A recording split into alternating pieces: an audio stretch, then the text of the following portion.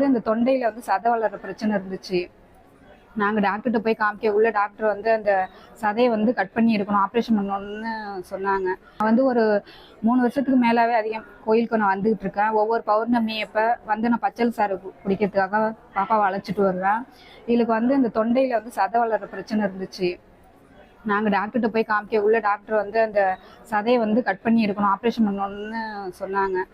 எங்களுக்கு வந்து என்ன பண்ணுறதுன்னு தெரியல. ஒரு 2 டாக்டர்கிட்டையும் கன்சல்ட் பண்ணோம். அதுக்கப்புறமா இங்கே கோயில்லேயே வந்து கேட்டுட்டு பச்சளை சாறு வந்து குடிக்க சொன்னாங்க. அது குடித்ததுக்கப்புறமா அந்த தொண்டையில் உள்ள பிரச்சனை சரியாயிருக்கு. இதுக்கு வந்து ஆப்ரேஷன்லாம் பண்ண வேணாம் டாக்டரு, இது இயற்கையான முறையிலே சரியாயிடும் அப்படிங்கிற மாதிரி சொல்லியிருக்காங்க.